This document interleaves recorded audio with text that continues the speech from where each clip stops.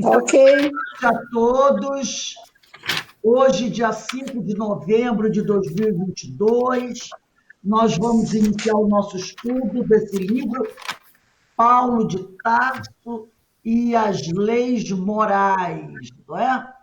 Então, esse livro, o autor é Guilherme Del Valle da Silva. E hoje nós estamos iniciando o capítulo que trata da lei de trabalho, Paulo de Tarso, o tecelão. Então, antes de nós iniciarmos a nossa aula, eu vou pedir para Denise, você pode fazer a nossa prece de abertura? Posso sim. Boa tarde a todos. Que nosso Pai Celestial envolva todos nós.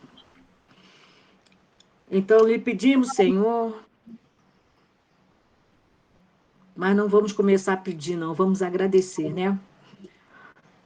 Pai querido, lhe agradecemos pela oportunidade de aqui estarmos nesse maravilhoso dia em que podemos nos reunir para fazer mais um estudo e que nos auxilia a nossa reflexão, a orientação dos nossos caminhos, das nossas resoluções. Que possamos tomar, Senhor, as melhores resoluções baseadas nesse evangelho maravilhoso que nosso Mestre Jesus nos trouxe. Então, Senhor, agradecidos mais uma vez por aqui estarmos nessa reencarnação, nessa amizade toda, os amigos espirituais, os amigos que estão encarnados conosco, nós só temos a agradecer a toda essa oportunidade. Então, pedimos sua permissão para iniciarmos o estudo do dia de hoje, que o Senhor permaneça conosco hoje e sempre. Que assim seja. Que assim seja. Rose, antes de tu iniciar, só uma observação. Ah, Iraci saiu, que pena. Porque esse capítulo do Lutas e Humilhações está confuso, porque nessa publicação do livro que nós temos, começa de forma diferente. Não é todavia como proceder, mas como proceder de modo. Por isso que está dando diferente. Mas é por aqui mesmo que eu vou começar. Nós vamos começar com esse capítulo, Lutas e Humilhações, porque o autor ele coloca apenas 2 linhas na abertura desse capítulo. E eu vou começar justamente um pouquinho antes, para a gente ter uma ideia mais aberta do que ele está dizendo, tá? Então, ele diz aqui, no meu livro, diz assim: todavia, como proceder de modo... Aí tu faz um parênteses para me avisar, Iraci.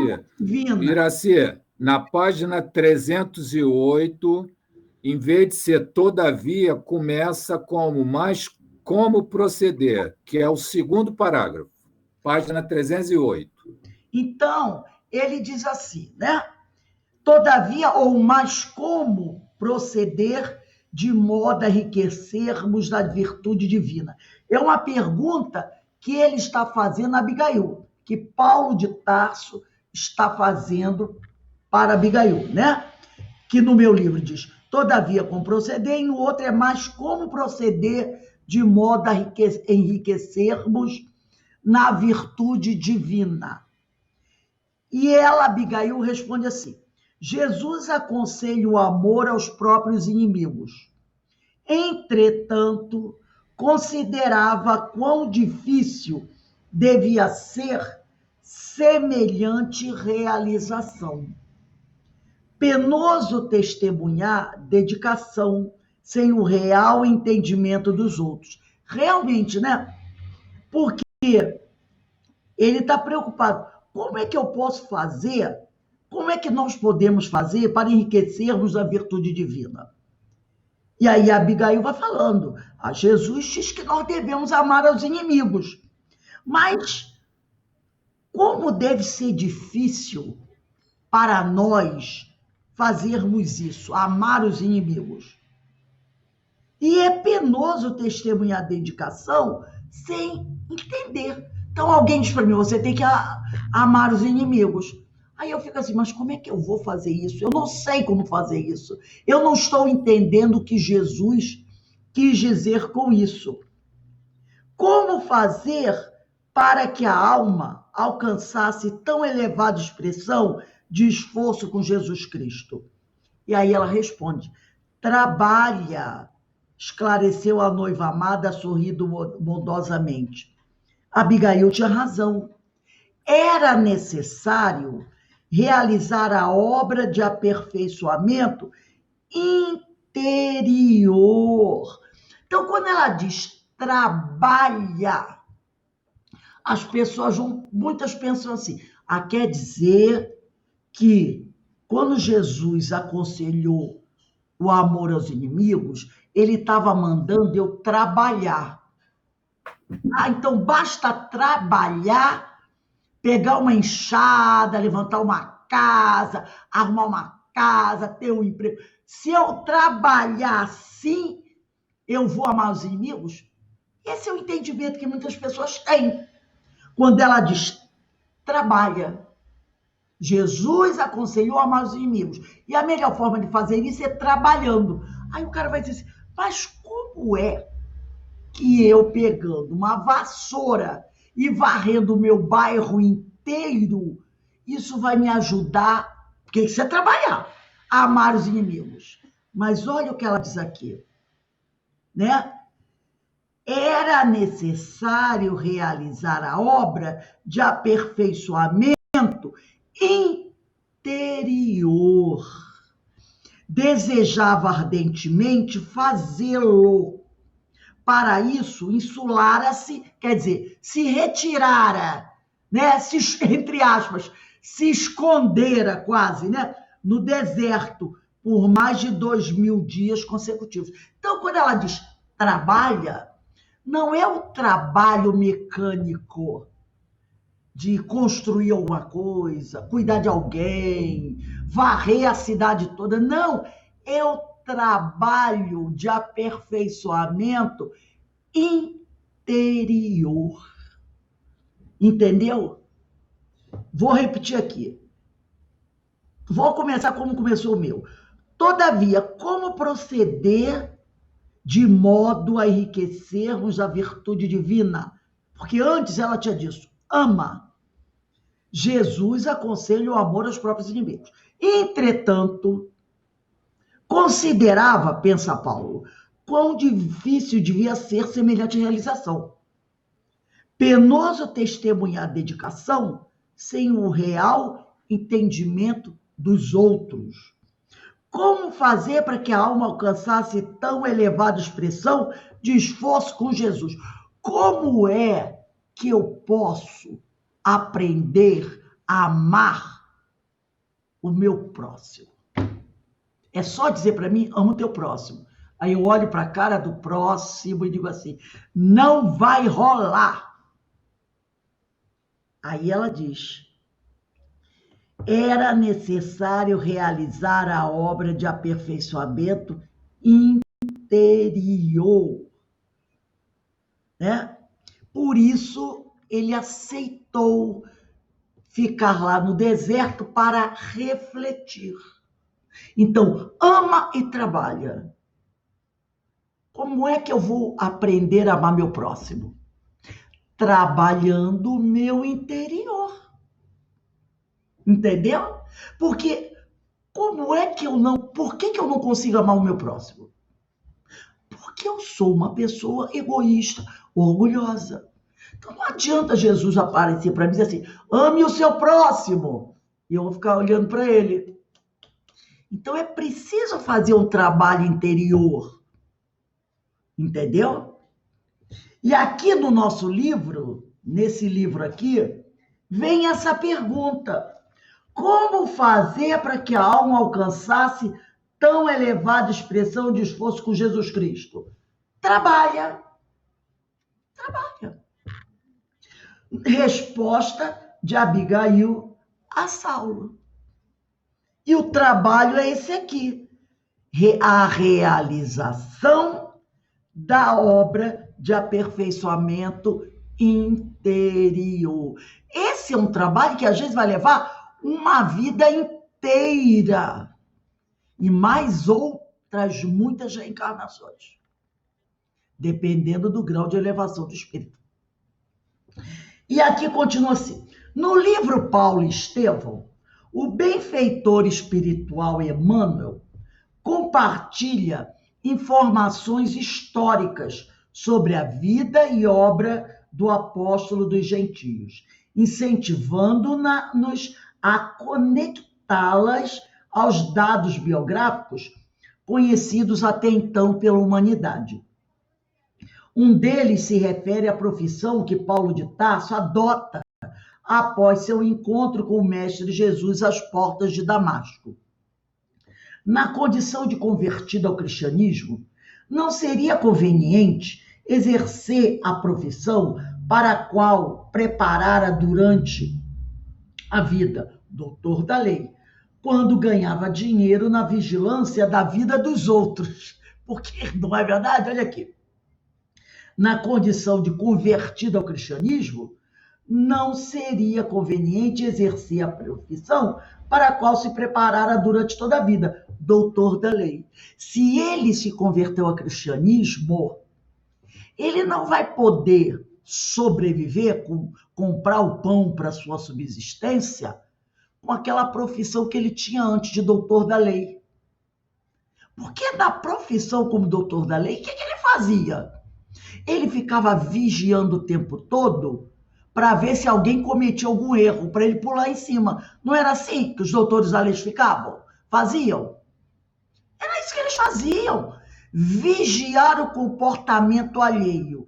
E quando eles percebiam que alguém cometia um erro, eles correndo apontavam o dedo e castigavam as pessoas, quando na realidade eles eram tremendos hipócritas. Então, como discípulo de Jesus, ele não podia se sustentar com essa profissão de doutor da lei, não é? Era necessário redirecionar o caminho, pois Deus o chamou à verificação dos seus próprios desvios. É diferente de Lucas. Lucas, muitas vezes, depois de encontrar o Cristo, sobreviveu e ajudou os companheiros com a sua profissão. Lembra quando ele encontra Paulo num cais? E Paulo estava querendo viajar. E ele diz para Paulo: eu estou trabalhando como doutor de bordo de um barco. Eu estou exercendo minha profissão nesse navio, trabalhando como doutor. Aí Paulo diz assim: poxa, a gente gostaria de viajar, mas nós não temos dinheiro para comprar passagem. Aí o Lucas diz o seguinte: eu vou conversar com o capitão e vou pedir ao capitão para trocar o meu salário por passagens para você e os 2 companheiros que estão juntos. E ainda vai sobrar um pouquinho para ajudar na nossa alimentação. Paulo aceita, Lucas vai falar com o capitão concorda e entrega a Lucas as passagens para Paulo e mais 2 companheiros, em troca do trabalho de Lucas. Mas o trabalho de Lucas era um trabalho edificante. Ele era médico, cuidava dos marinheiros, porque naquela época era muito natural o marinheiro passar mal, né, ter questões de doenças, essas coisas todas. Então, esse era o trabalho edificante. Lucas podia ganhar dinheiro com o exercício da medicina. Já o doutor da lei é diferente. Lucas não fazia mal com a sua profissão, só fazia o bem. Agora, o doutor da lei fazia mal. Fazia muito mal, não digo todos, mas quando eles tinham preconceitos, acusavam as pessoas, condenavam as pessoas, diferente de Lucas, percebeu? Lucas nunca foi proibido de exercer a medicina, porque o trabalho dele não era condizente com o ser um discípulo do Cristo. Entendeu? Já no caso de Paulo, sim. Então ele vai dizer aqui, né? Era necessário redirecionar o caminho, pois Deus o chamou à verificação dos seus próprios desvios. Vamos dar uma olhadinha agora, né? O que vai acontecer com Paulo? Paulo vai deixar, entre aspas, a profissão de doutor da lei e vai ter que abraçar uma outra profissão para poder sobreviver, porque ele não podia poder viver às custas dos outros. Nenhum discípulo de Jesus, e você não vai encontrar isso em nenhum lugar do cristiano, do evangelho, Jesus dizendo assim, faz o seguinte, se encosta nas costas de alguém e vive às custas dos outros. Não. Jesus sempre vai dizer, o verdadeiro cristão é aquele que trabalha para sobreviver. E isso a gente vai encontrar no Pentateuco também. Na hora que for possível, você serve ao evangelho, serve à doutrina. Então, Jesus não diz assim, nem na doutrina, nem no Pentateuco, você vai encontrar Kardec dizer assim, abandona o teu trabalho e vem viver aqui na casa espírita, e o povo da casa espírita vai se juntar para pagar o teu salário. Alguém já leu isso aí? No Pentateuco, alguma coisa assim? De jeito nenhum. De jeito nenhum. Muito pelo contrário, diz assim, trabalha e nas suas horas de folga, você vem para a casa espírita, não é assim? É assim. Você trabalha lá 8 horas por dia, agora, à noite você tem um horário livre? No teu horário livre, você trabalha pela doutrina. Então, aqui nós vamos para o Paulo Estevão, para o capítulo 2 do Tecelão, para a gente ver esse redirecionamento do caminho, né, que Paulo foi orientado a seguir. Vamos lá, capítulo 2, o Tecelão.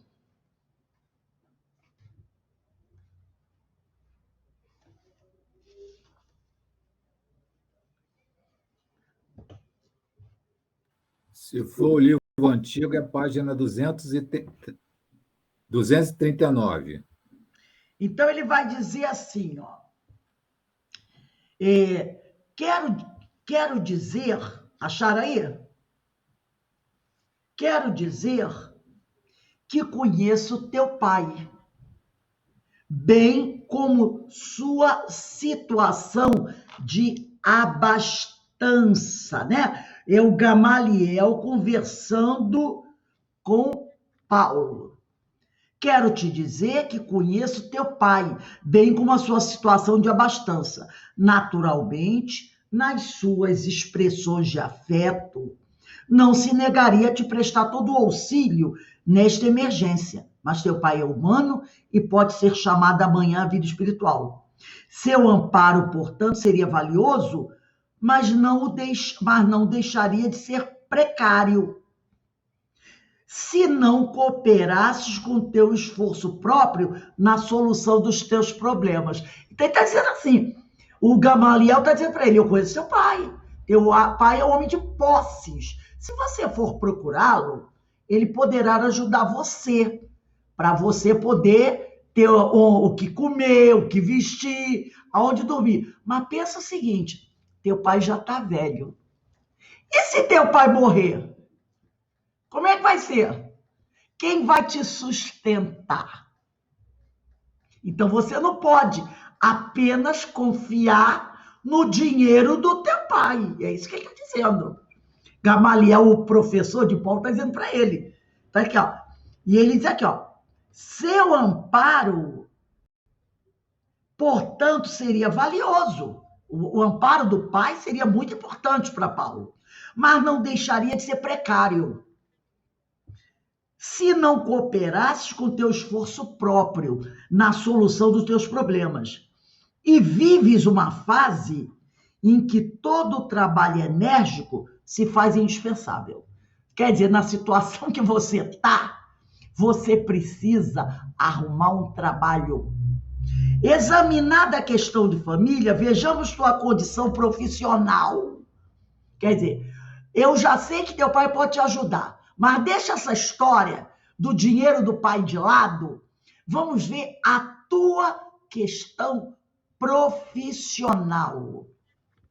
Até agora foste rabino da lei, preocupado com os erros alheios, com as discussões da casuística, com a situação de evidência entre os doutores. Ganhavas dinheiro na vigilância dos outros, porque o doutor da lei, ele recebia um dízimo do templo, tá?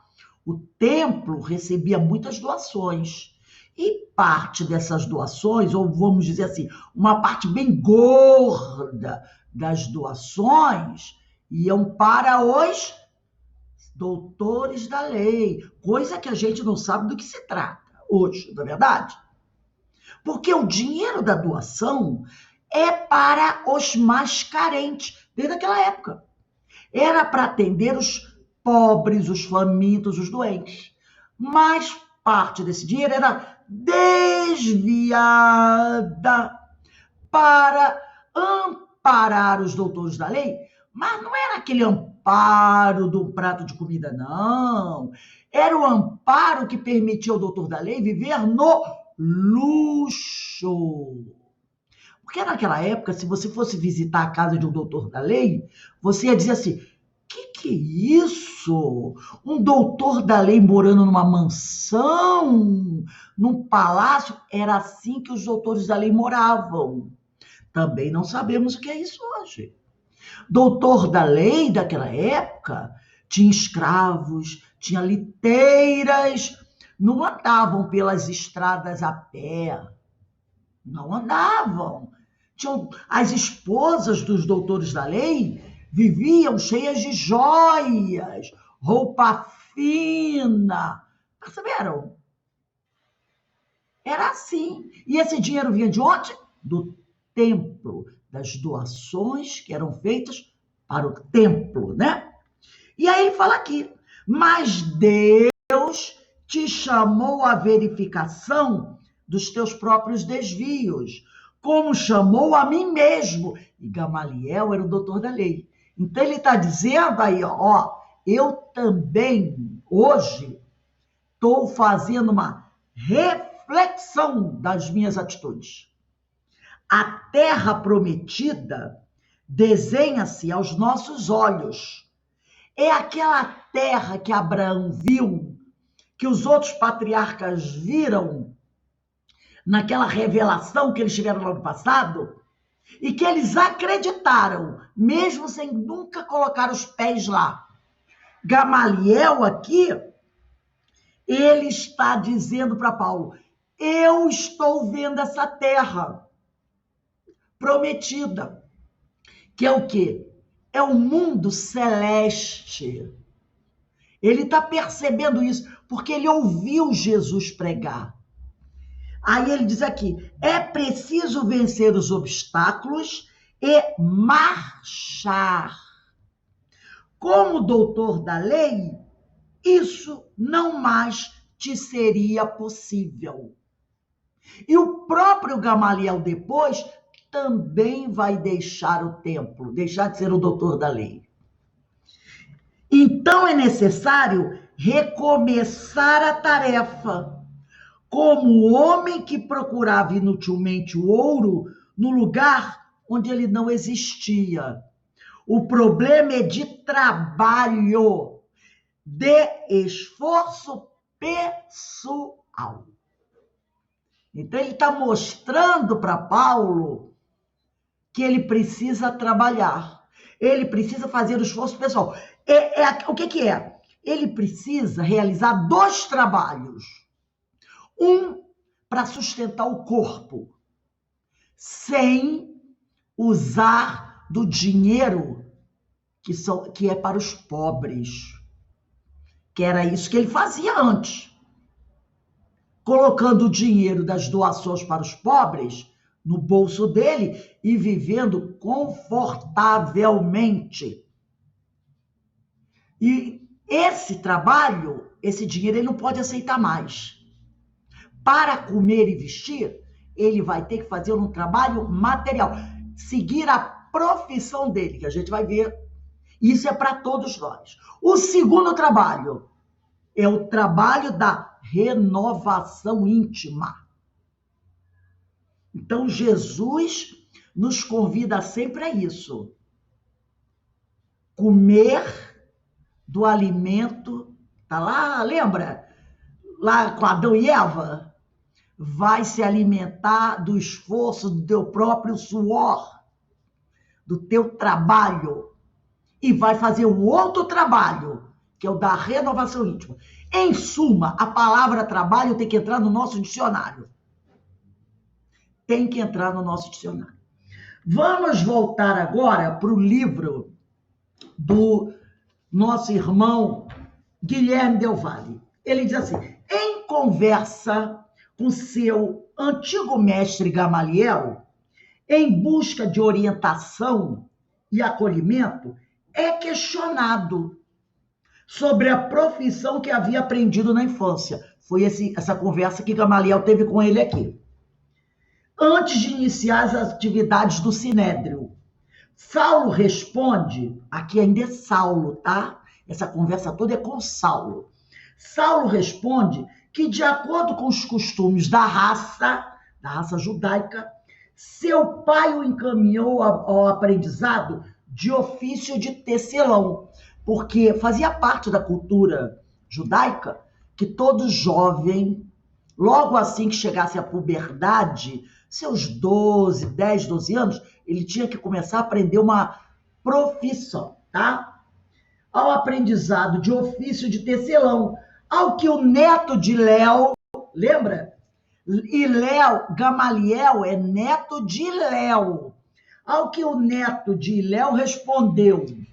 Aqui, esse trecho que nós vamos ler aqui é do livro Paulo Estevão, mas a gente vai ler aqui nesse próprio livro mesmo.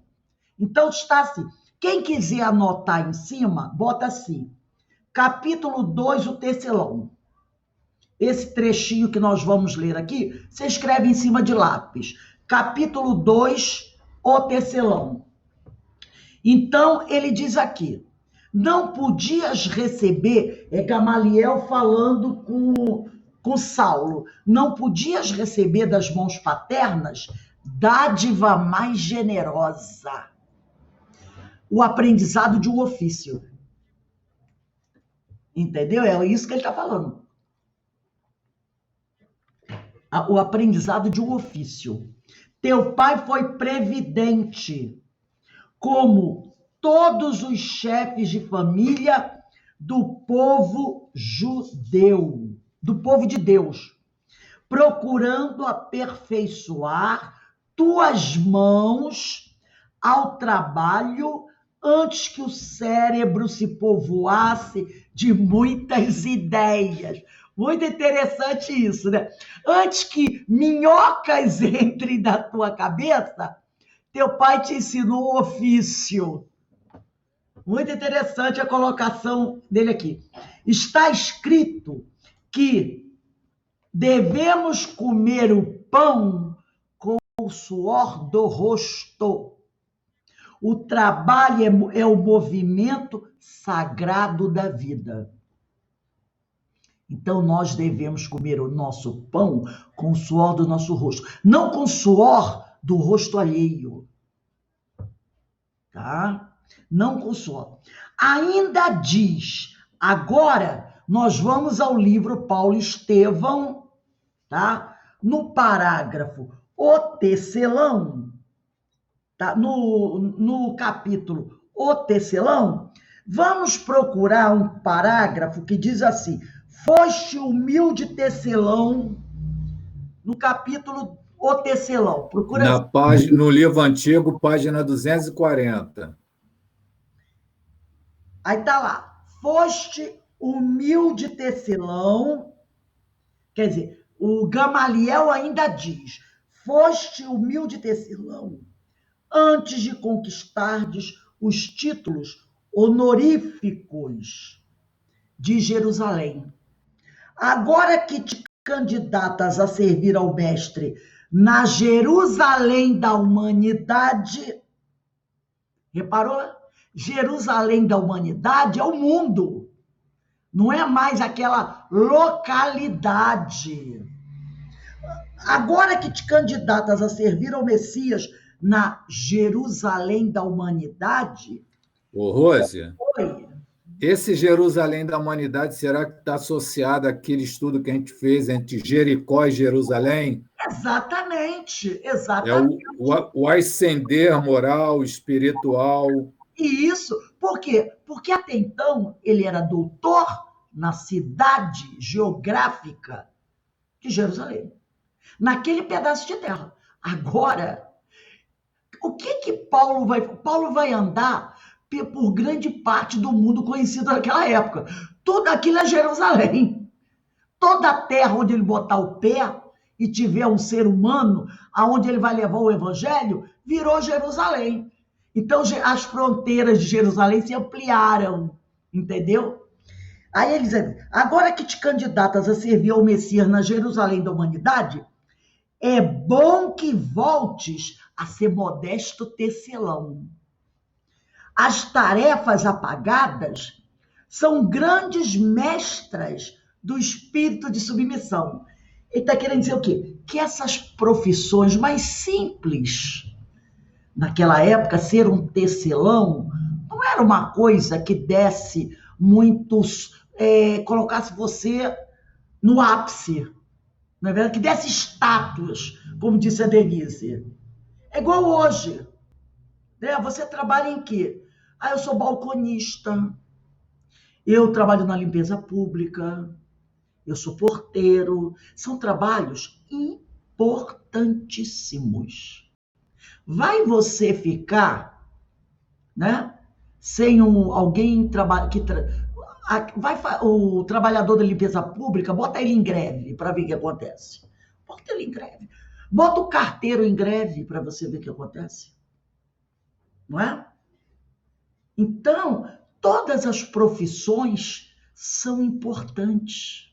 Mas ele quer dizer o seguinte: as tarefas apagadas são grandes mestras do espírito de submissão. Por quê?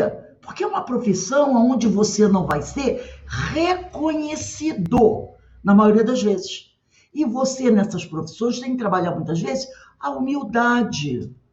Por exemplo, o trocador de ônibus, nas cidades que tem trocador do ônibus. Tem muita gente que chega ali, paga passagem, passa, não dá um bom dia, uma boa tarde, nem para o motorista, nem para o trocador.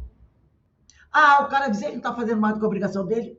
Você entra no ônibus, tem gente que entra no ônibus, nem um bom dia, nem uma boa tarde. Parece que o profissional é invisível. Fica uma semana de greve de ônibus para ver se você não fica louco e desesperado, porque teu bolso vai ter um prejuízo danado, porque você vai ter que viajar de Uber, e Uber vai custar caro. Entendeu? E aí é o que ele diz aqui. Não te sintas humilhado, regressando ao tear que nos surge. Não se sinta humilhado, porque ontem você era doutor da lei, todo mundo te aplaudia quando você passava. Agora o povo não vai te enxergar, porque você vai estar sentado lá no chão fazendo tuas tendas. Presentemente, qual amigo generoso? Estás sem dinheiro, sem recursos materiais. À primeira vista, considerando tua situação de realce no mundo, seria justo recorrer a parentes ou amigos. Mas não estás doente nem envelhecido.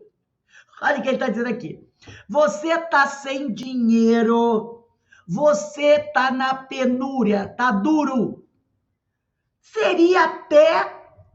não seria nada de escandaloso você bater na porta de um parente com dinheiro e pedir um auxílio. Mas olha só, você não está doente, você não é um velho que não possa trabalhar, e você tem uma profissão. Por que você vai viver às custas dos outros? Vai trabalhar. É isso que ele está dizendo para ele. Tens a saúde e a força. Não será mais nobre convertê-las, quer dizer, essa saúde e a força, em elemento de socorro a ti mesmo? Todo trabalho honesto está selado com a bênção de Deus. Ser tecelão, depois de ter sido rabino, é para mim mais honroso que descansar sobre os títulos ilusórios conquistados em um mundo onde a maioria dos homens ignora o bem e a verdade. Então, ele está dizendo para ele, olha, ser tecelão, depois de ter sido um doutor da lei, é bem mais louvável aos olhos do Senhor. É isso que ele está dizendo. Relendo tudo isso aqui, novamente nesse estudo, sabe qual a ideia que me chega? Que eu preciso ler de novo essa obra Paulo Estevão. Sabe por quê? Porque ao reler aqui, com auxílio desse texto do Guilherme Del Valle, eu estou revendo, eu estou encontrando coisas que nas 3 ou 4 leituras que eu já fiz dessa obra, eu não tinha percebido. Isso aqui é uma delas. Essa admoestação de Gamaliel a Saulo. Por isso que eu estou pensando assim, acho que eu vou começar a ler Paulo Estevão novamente. Porque esses trechos aqui é uma chamada de atenção para a gente. E tem coisas aqui, é igual o Evangelho, o Livro dos Espíritos. E eu não tinha, isso aqui não tinha me saltado aos olhos da última vez que eu li. E agora está me saltando aos olhos. Então, talvez seja a hora da gente começar, nas nossas horas vagas, reler Paulo Estevão novamente. Eu trouxe aqui um texto para nós amarrarmos esse pensamento de Gamaliel aqui. Eu vou partilhar aqui conosco. É um texto de Joana de Ângeles. Ô, Rose, enquanto tu abre aí o Gamaliel teve uma importância muito grande, né, na vida de Paulo, né? Ele deu um norte para o Paulo, né? Ele foi Porque Abigail e Estevão, eles orientavam espiritualmente, mas o Gamaliel, ele foi Foi mestre mesmo. Ele foi o mestre na formação religiosa dele, para ele se tornar um fariseu, um doutor da lei, e está sendo um outro mestre muito mais importante agora que Saulo deixou de ser doutor da lei. Entendeu? Ele agora está sendo um mestre até mais importante do que antes. Olha que oportunidade maravilhosa. Eu trouxe aqui... Rose, nessa época aqui, Gamaliel também já estava se convertendo ao cristianismo, não estava? Exatamente, estava. Ele estava começando também a ir deixando aos poucos. Ele não podia deixar assim muito rapidamente, porque a ligação dele com o templo era muito mais forte do que a de Saulo, porque ele era um grande líder do templo. Então a saída dele foi mais lenta, entendeu? Para não causar um choque muito grande. Até nisso Jesus trabalha com inteligência, né? Então a Joana diz assim no capítulo 7, que trata da bênção do trabalho. Sob pretexto algum, diz Joana, te permitas a hora vazia. A hora vazia é a hora do ócio. Porque às vezes a pessoa diz assim, poxa, eu estou cansada, eu vou dar uma descansada aqui. Isso não é a hora do ócio. A hora do lazer, a hora que você tem que descansar, porque você está cansada, está trabalhando. Isso não é ócio. Ócio é quando você não faz nada para ninguém e continua sem fazer nada para ninguém. Entendeu? Então, sob pretexto algum, te permitas a hora vazia, justificando cansaço ou desengano, irritabilidade ou enfado, desespero íntimo ou falta de estímulo. Evita cair no desânimo, que abre claros na ação do bem, favorecendo a inutilidade e inspirando as ideias perniciosas. Já dizia aquele ditado popular, né? Cabeça vazia é oficina do diabo. Lembra esse ditado? Isso é o ócio, é o desânimo. Coagido pela estafa, pelo cansaço, muda de atitude mental e renova a tarefa, surpreendendo-te com motivação nova para o prosseguimento do ideal. Porque muitas vezes a pessoa, né, coagido pelo cansaço, ela cai no desânimo. E ela diz aqui, não, muda de atitude mental e renova a tarefa, surpreendendo-te com motivação nova para prosseguimento do ideal. Vitimado por injunções íntimas perturbadoras que se enraizam no teu passado espiritual, redobra esforços e atua confiante. O trabalho é, ao lado da oração, o mais eficiente antídoto contra o mal, tá? Então, o trabalho é o mais eficiente antídoto contra o mal.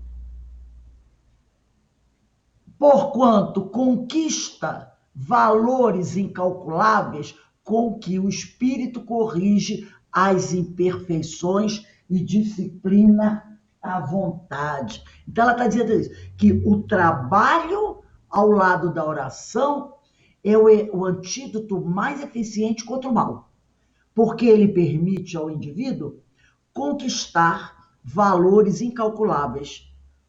E esses valores vão levar o espírito do homem, a corrigir as suas imperfeições e disciplinar a vontade.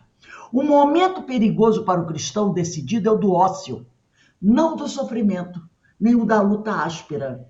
Na ociosidade surge e cresce o mal. Na dor e na tarefa fulguram luz da oração e a chama da fé.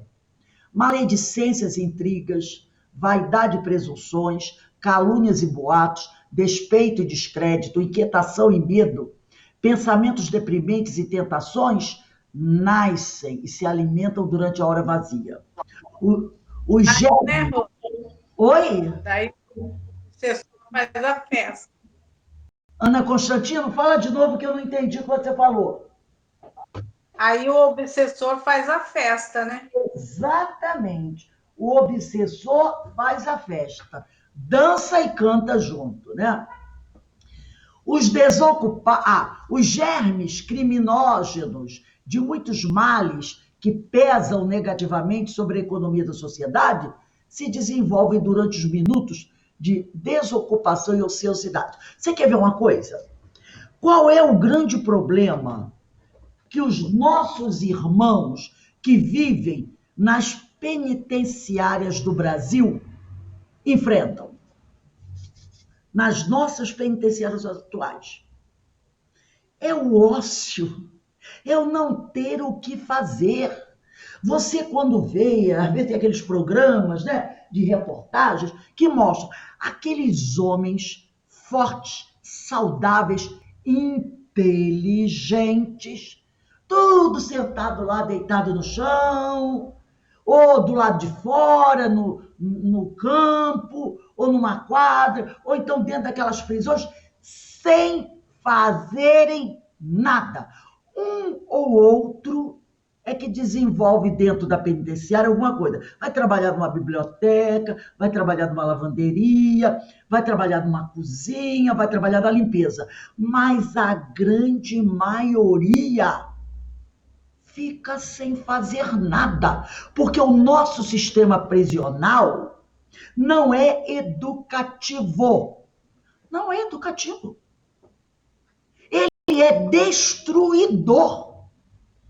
Esses homens precisavam estar desenvolvendo uma atividade edificante, tipo criar um presídio agrícola, aonde eles fossem plantar para tirar da terra a sua subsistência.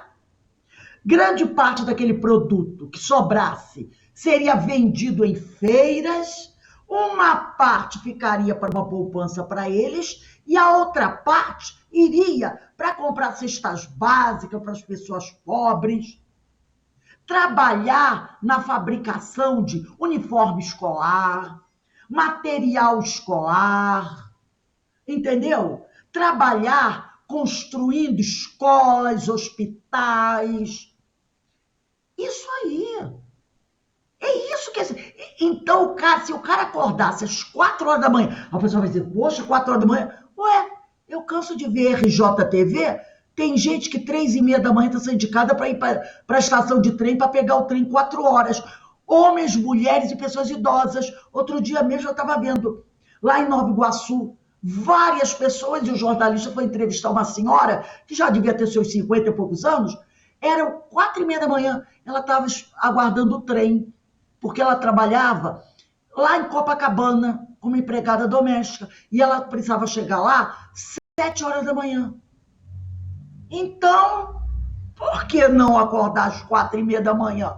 Tem muito trabalhador que acorda muito cedo, entendeu? E trabalhar o dia todo até 6, 7 horas da noite. Ó, que horror! É quanta gente trabalha das 7 da manhã às 10 da noite e não morreu até hoje, trabalha. Então, eles precisavam trabalhar. Isso seria bom para eles, para a própria família e para a sociedade. E quando esses homens saíssem dessa prisão, teriam um ofício, porque muitos entram lá sem ter um ofício, principalmente jovens, e saem de lá muitas vezes, quando saem, profissionais do crime. Então, muitos sairiam de lá com profissões, poderiam estudar também, fazer uma faculdade. Então, ela diz aí, os germes criminógenos de muitos males que pesam negativamente sobre a economia da sociedade se desenvolvem durante os minutos de desocupação e ociosidade. Os desocupados jamais dispõem de tempo para o próximo, atarantados pela indolência e pela inutilidade que fomentam o egoísmo e desenvolvem a indiferença. O trabalho se alicerça nas leis de amor que regem o universo. A lei do trabalho é uma lei de Deus. Jesus falou, meu pai trabalha até hoje e eu trabalho também. Trabalha o verme no solo, o homem na terra e o pai nas galáxias. Não há na natureza o ócio. O movimento é lei universal em tudo presente.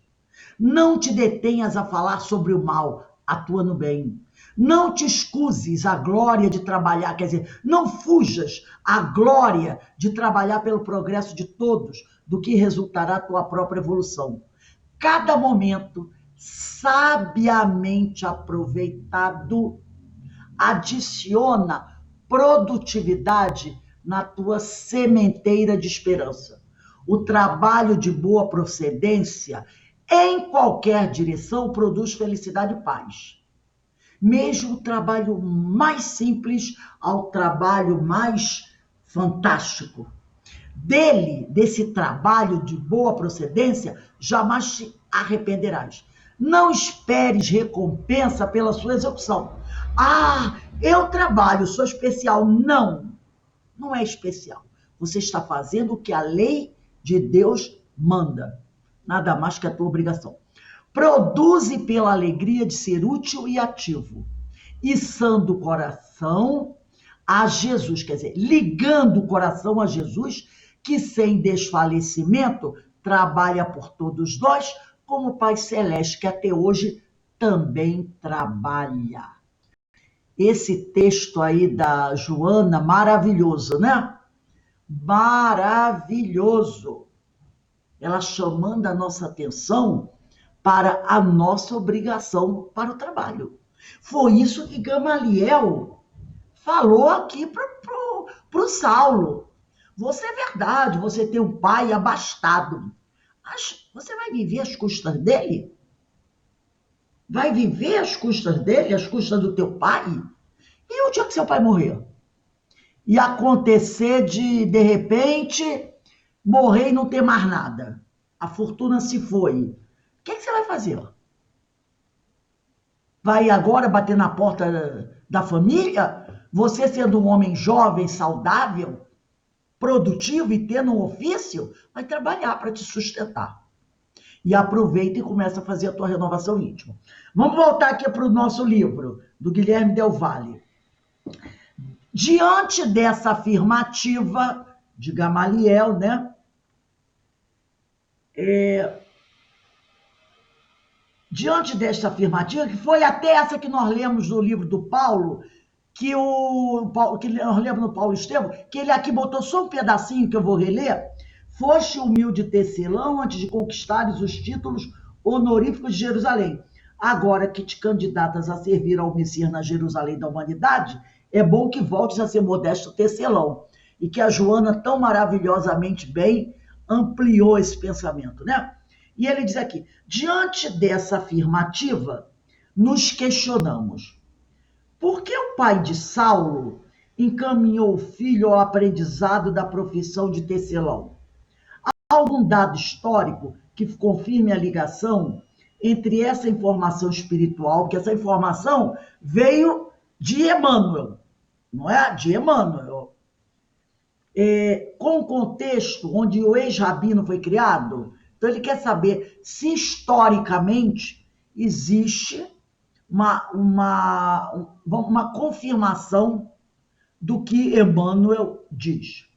Historicamente, os dados mais precisos que temos sobre a vida do apóstolo dos gentios estão contidos nos Atos dos Apóstolos, que está no Novo Testamento, na Bíblia. Já a obra mediúnica Paulo Estevão traz revelações que preenchem o hiato, quer dizer, aquele espaço, né, de informações sobre a trajetória do convertido de Damasco, bem como revela dados valiosos das tradições espirituais sobre sua vida e obra. Faz do livro psicografado por Chico Xavier mais uma evidência irrecusável da imortalidade da alma e da comunicabilidade dos espíritos, mediunidade. Segundo o teólogo e estudioso bíblico Rinaldo Fabris, no livro Paulo, o Apóstolo dos Gentios, esse livro não é espírita, tá?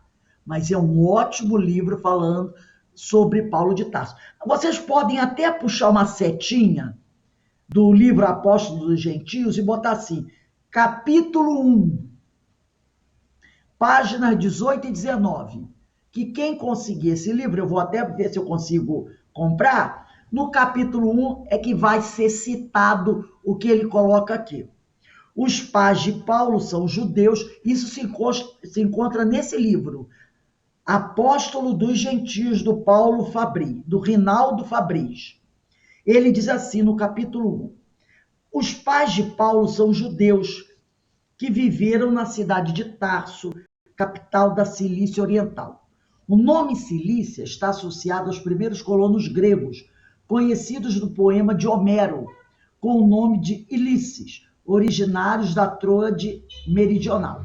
A parte mais oriental dessa região, onde se encontra Tarso, é chamada de Cilícia Pédias, isto é, que é plana, e se diferencia da Cilícia trancheia, ou seja, áspera e acidentada. Então você tinha uma Cilícia, que era chamada de Cilícia plana, e tinha a Cilícia, que era considerada Cilícia áspera e acidentada. A região cultivava inúmeros produtos que fomentavam as relações comerciais internas com outros povos, pois está localizada na encruzilhada de um importante trevo viário.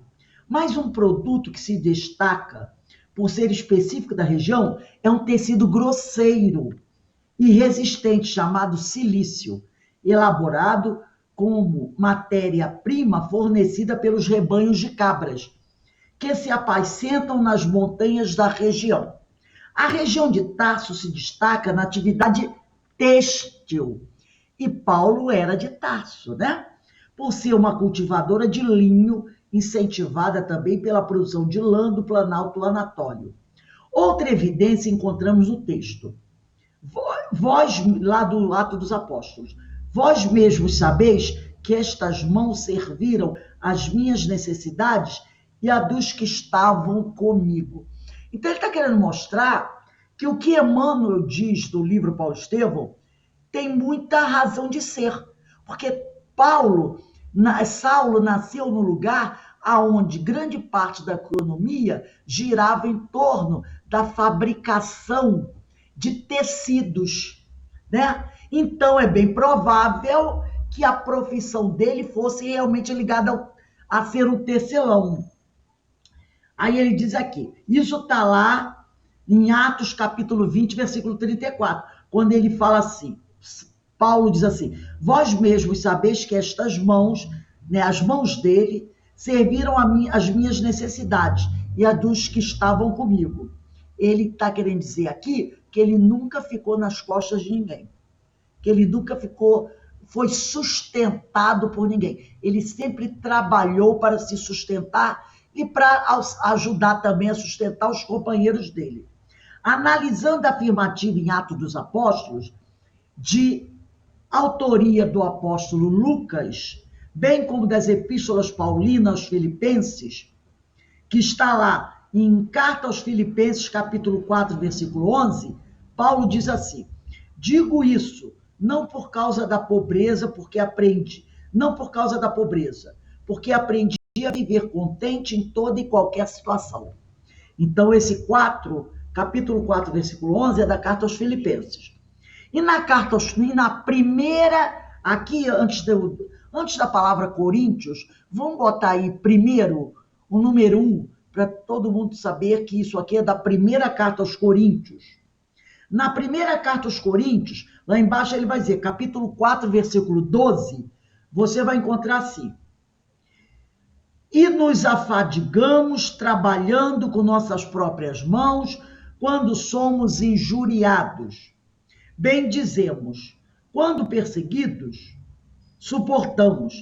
E na carta aos Tessalonicenses, capítulo 1, versículos 2 e 9, está assim, porque vós recordais, irmãos, do nosso labor e fadiga, e de como, noite e dia, labutando para não vivermos à custa de nenhum de vós, vos proclamamos o Evangelho de Deus. Então, olha só, e de como noite e dia labutamos, quer dizer, trabalhamos, para não vivermos à custa de nenhum de vós, vos proclamamos o Evangelho de Deus. Então, ele está dizendo aqui que a vida dele toda foi assim, trabalhando, exercendo uma profissão para se sustentar e ajudar no sustento dos companheiros dele. E trabalhando pelo Evangelho. Então, ele realizou os dois trabalhos. Aquilo que o Gamaliel falou para ele, aquilo também que a Abigail falou para ele. Trabalha para te sustentar e trabalha interiormente. Trabalha o seu interior. Então, ele trabalhava para o seu sustento e trabalhava o seu interior. Como é que ele trabalhava o seu interior? Trabalhando na divulgação do Evangelho. Porque quem divulga o Evangelho é o primeiro a ser beneficiado. Por quê? Porque para você divulgar o Evangelho, você tem que estudar o Evangelho, não é verdade? E quando você estuda o Evangelho, você é o primeiro a aprender. Depois, você leva para o outro o produto das suas reflexões. Então, você está trabalhando para sobreviver com a sua profissão. E está trabalhando o seu interior quando você está estudando o Evangelho. Agora que eu estudei o Evangelho, eu vou pegar esse produto das minhas reflexões e vou divulgar. Estou trabalhando para o Senhor. Então, vejam como a questão do trabalho é importante nessa situação, né? E nós estamos falando da lei de trabalho, que está lá no livro dos Espíritos, tá? Nós estamos falando aqui da lei de trabalho. E a lei do trabalho, nós sabemos que está na terceira parte, né? Na parte terceira do livro dos Espíritos, das leis morais, no capítulo 3, da lei do trabalho, que é uma lei divina. E para a gente encerrar, eu trouxe também mais um texto da Joana, porque a Joana, nessa questão das leis morais, eu ainda não tinha me atentado muito para isso, mas a Joana, nessa questão das leis morais, ela tem textos maravilhosos, falando sobre isso, né? E ela vai dizer assim, deixa eu partilhar aqui o ecrã.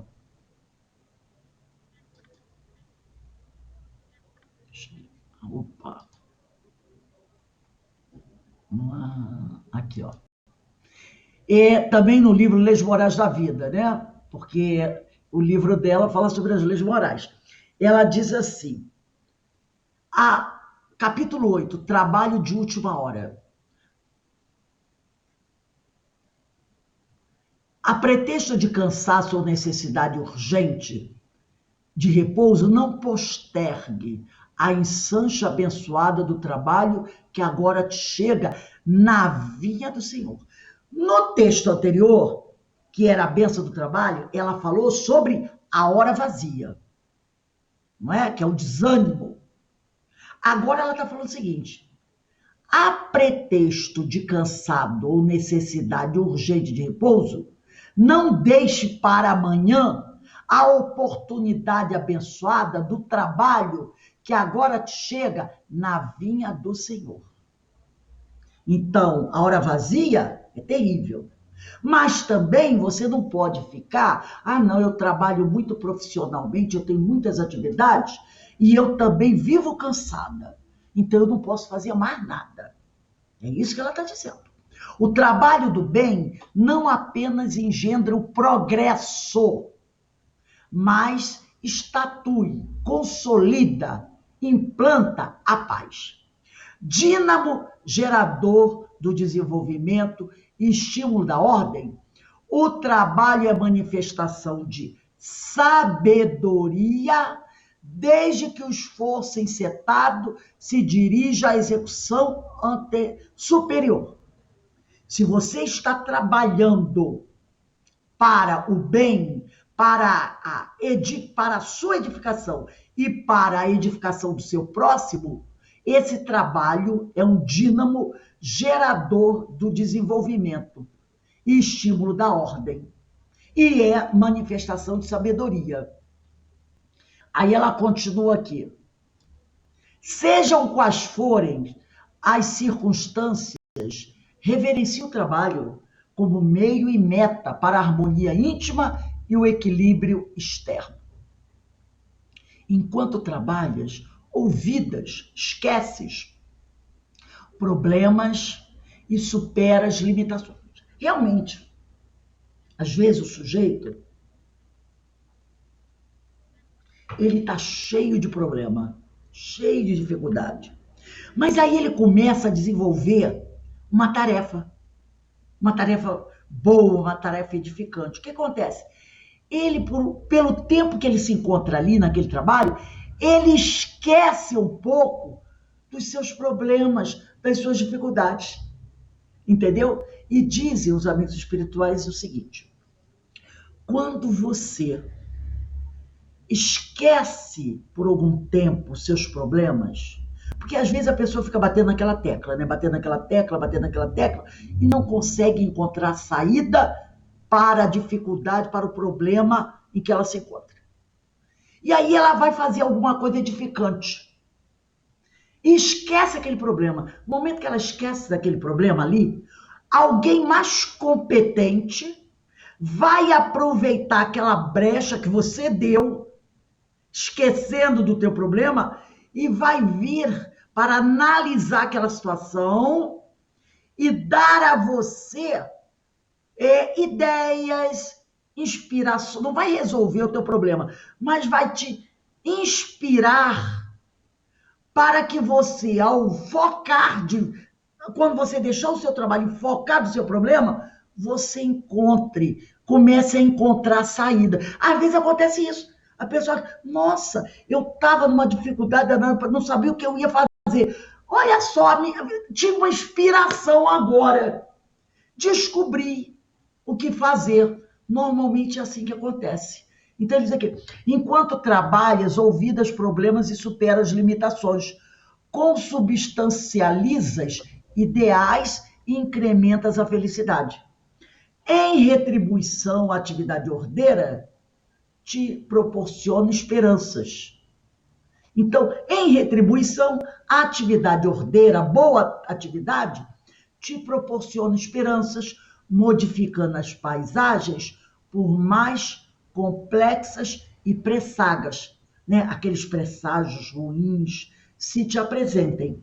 Porque às vezes você está com problemas e diz, meu Deus do céu, isso tá muito feio. Nossa, isso está muito perigoso. Ai, meu Deus, o que eu fazer?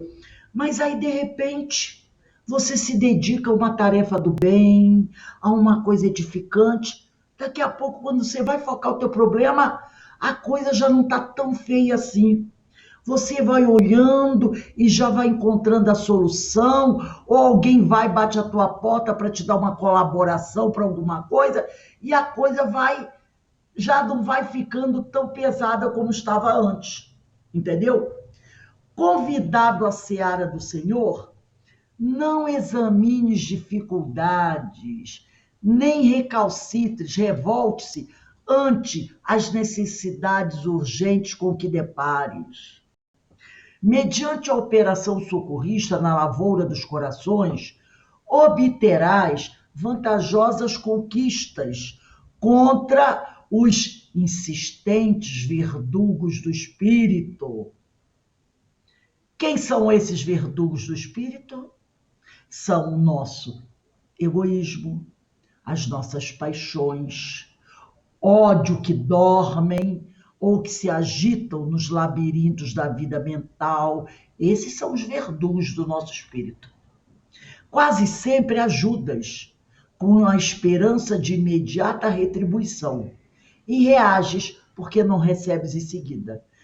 Na maioria das vezes, quando a gente vai fazer alguma coisa, a gente já faz, às vezes, esperando o toma lá da cá. E quando a retribuição não vem, aí a pessoa, né, se rebela. Nossa, eu estou sempre aqui ajudando todo mundo e a minha vida está sempre nessa confusão. Ô, Senhor, porque será que o Senhor não vê isso? Então, muitas vezes, a pessoa busca ajudar esperando retribuição.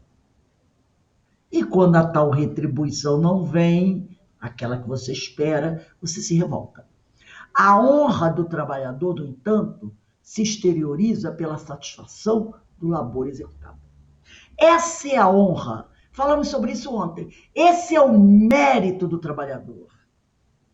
É trabalhar sem estar preocupado com o que você vai ganhar com isso. É trabalhar pela satisfação, pelo amor de estar realizando aquela tarefa. É o trabalho no bem desinteressado.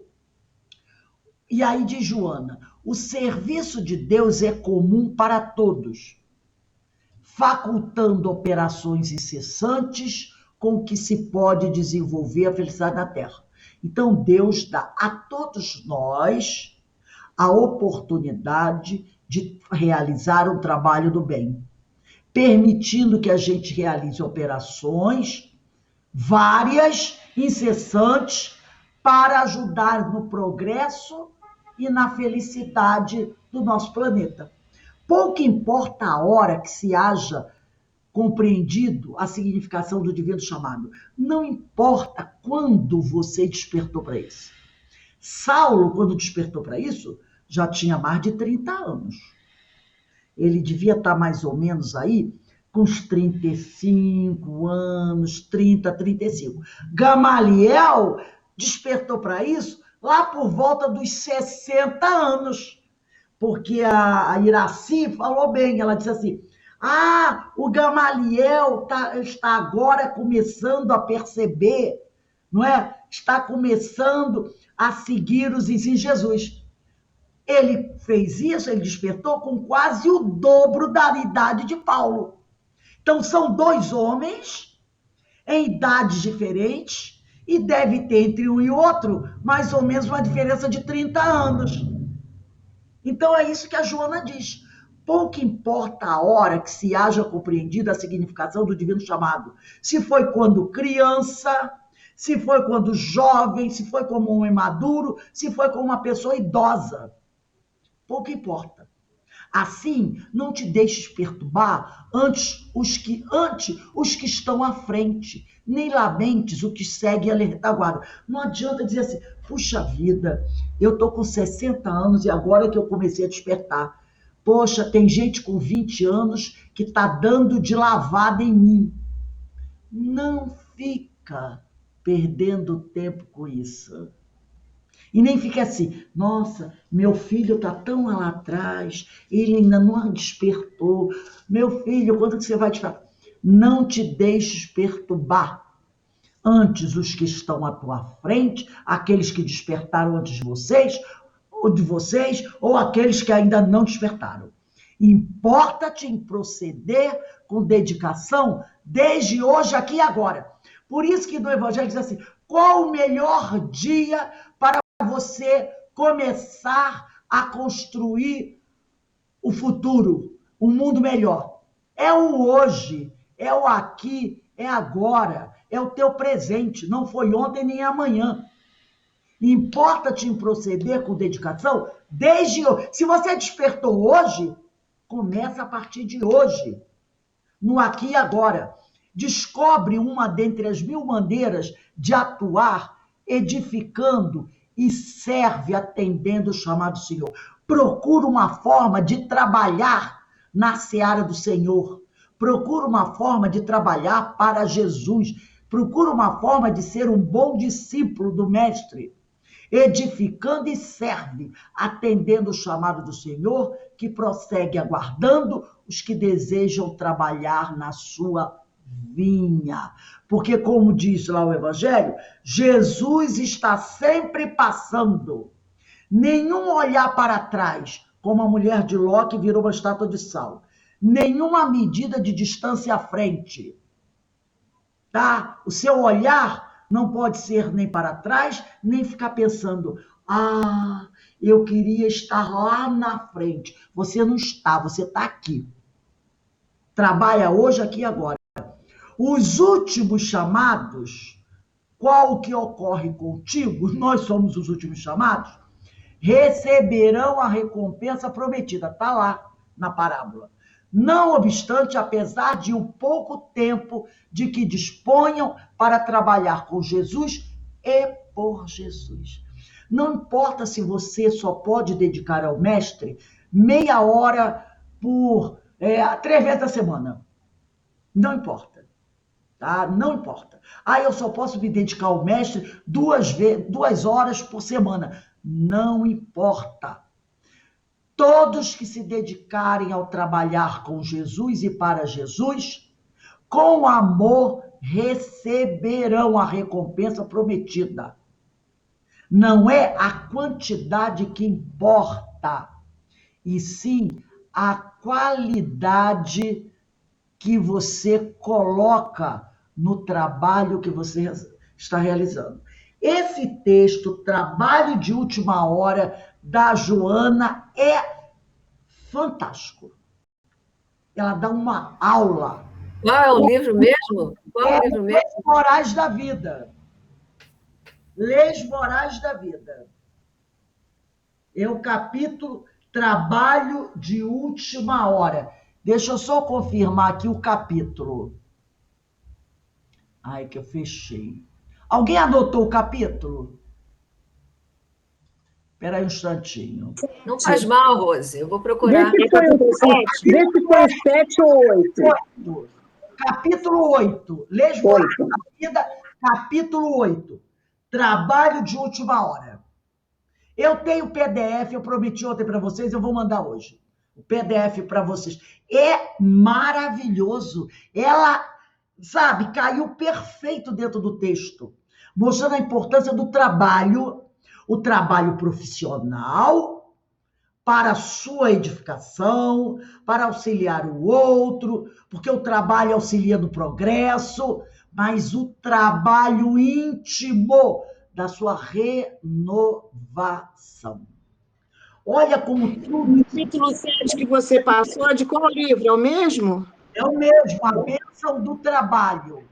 Ah, a benção do trabalho. É que caiu a minha internet aqui, aí eu acabei perdendo um pedaço. É isso mesmo, capítulo Quando você postar, eu assisto de novo.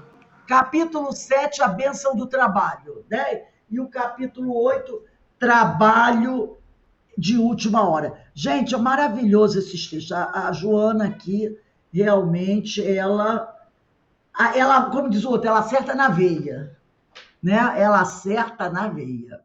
Alguém gostaria? Eu acho que tem coisa para a gente comentar aí. O que vocês acham? Vamos lá? Nós ainda temos um tempo aí. Como sempre eu sou metida, eu vou falar primeiro. Eu comecei tarde,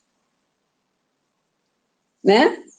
Esse daí de não importa quando você começa, eu acho que eu comecei tarde. Comecei agora há pouco, não tem muito tempo que eu estou... Quer dizer, tem tempo que eu conheço a doutrina, mas me dedicando realmente tem muito pouco tempo. Então, nunca é tarde para a gente começar e trabalhar, e aprender e pôr em prática. Perfeito. Foi o que a Joana falou, né? O melhor dia é hoje, é o aqui, é o agora. E ninguém... Rose, Gamaliel, só uma Pode falar, Carmen. Depois fala Ana Constantina. Fala, Carmen. É uma dúvida minha, eu não sei se eu perdi alguma parte. O Gamaliel também se tornou um tecelão também? Qual foi a profissão dele? Não é tecelão. Não se tem essa história. Ele era o doutor da lei. Da lei. É um homem de posses. Ele começa a abraçar a doutrina de Jesus. Mais tarde, ele vai, pela idade, se afastar do templo e ele acaba, ele se aposenta, já é um homem, e para aquela época, ele devia ter uns 50, 60 anos. Mas na época de Jesus, um homem de 50 anos já era considerado ancião, até pelos rigores da vida, né? Então, ele se aposenta como doutor da lei, mas ele já abraçou o cristianismo. Tanto que ele dá essa aula para Paulo, mostrando que mesmo trabalhando no templo, sendo o doutor da lei, a mente dele já é uma mente de um servidor do Senhor. Ele se aposenta e depois ele morre. Ele morre, né? E ele é o Ezequias, um comerciante que vai abrigar o Saulo lá no deserto. Fala, Aninha.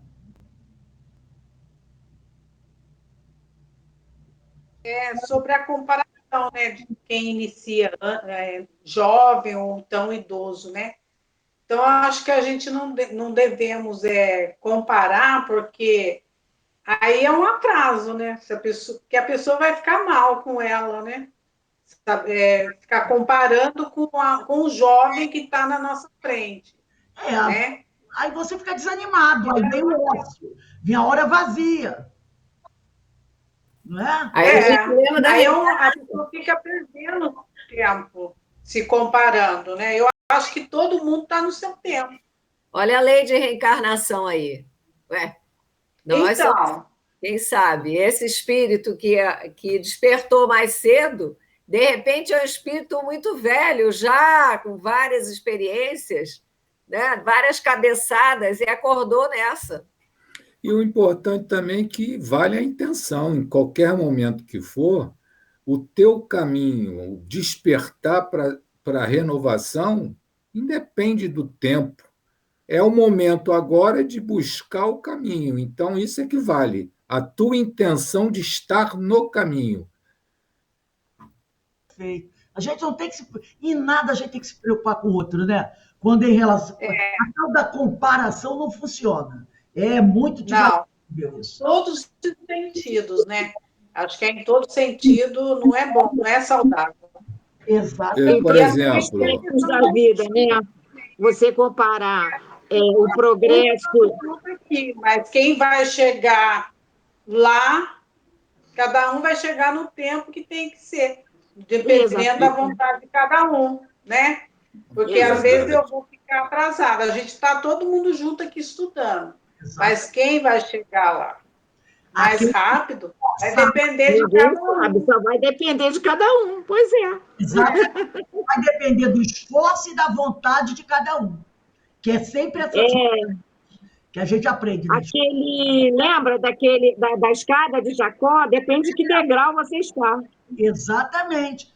Então vai depender do esforço e da vontade. Desculpa. Depende só disso, do nosso esforço e da nossa vontade. Deus, Jesus não vai pegar ninguém que está no quarto degrau e botar no nono.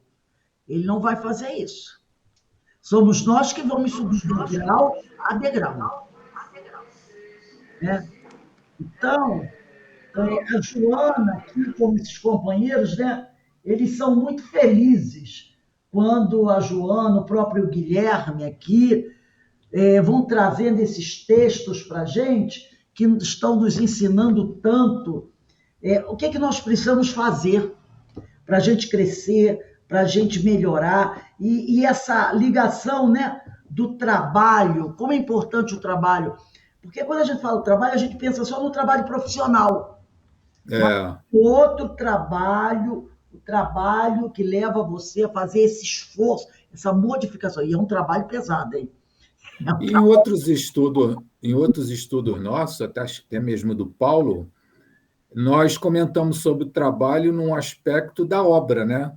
Exatamente. Porque a nossa ação é uma obra que pode ser de toda a natureza, né? O trabalho do ofício específico de um trabalho, o trabalho interior, o trabalho numa ação social, isso é uma obra. Sim, sim, sim.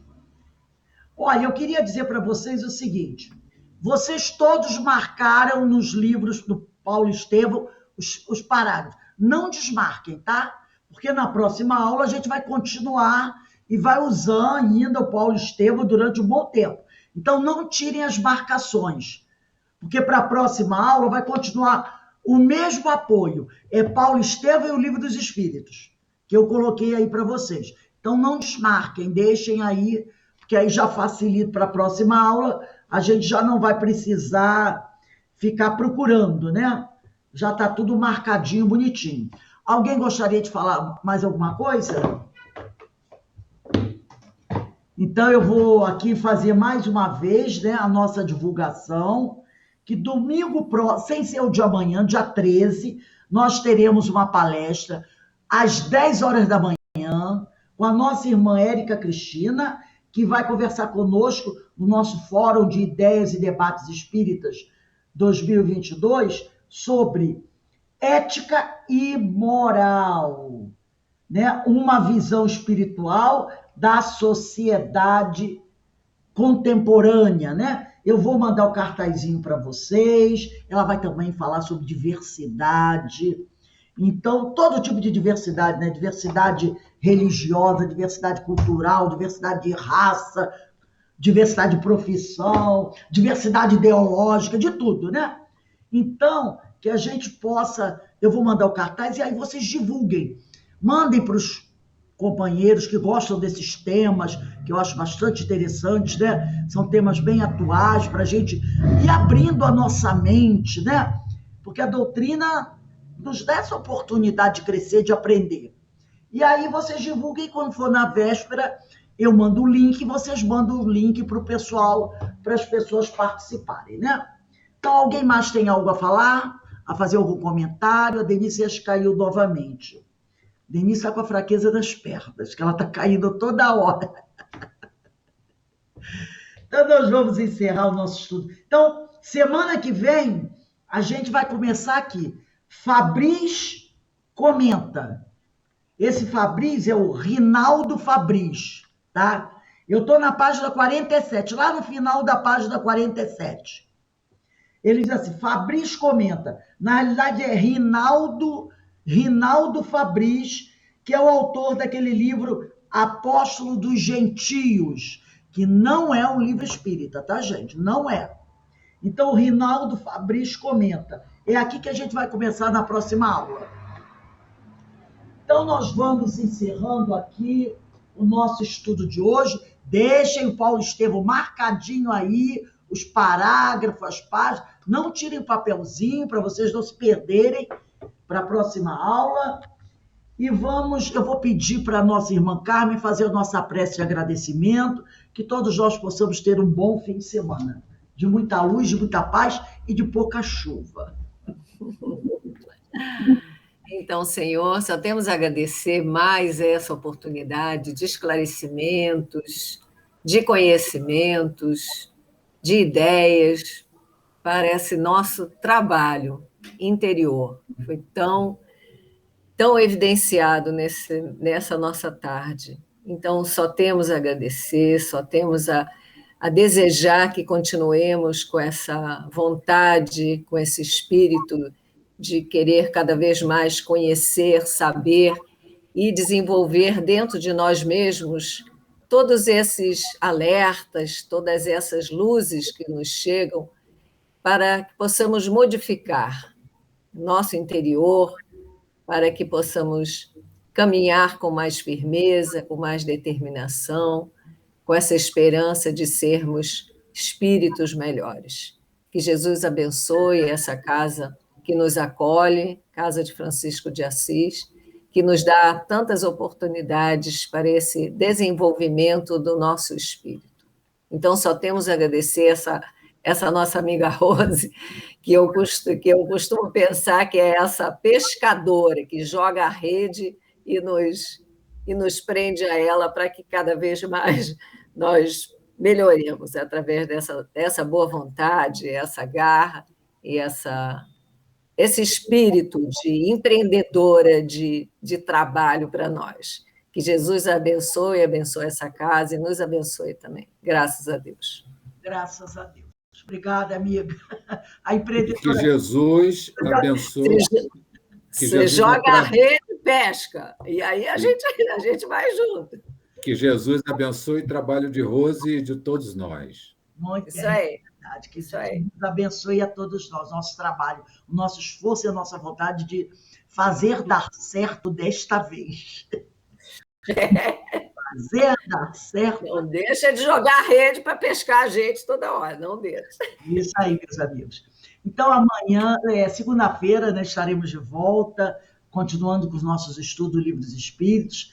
Então, um bom fim de semana. Ah, outra coisa, aquelas aulas da obsessão e desobsessão, já coloquei lá no nosso site, lá no YouTube, é o da borboletinha, e eu estou continuando a publicar lá no nosso blog, esses textos, tá? Quem quiser, vai lá, tem muita coisa lá Só falta eu arrumar um pouquinho mais de tempo para poder fazer essas publicações todas, porque eu invento o trabalho e depois... Meu marido, você inventa e depois você fica se dando.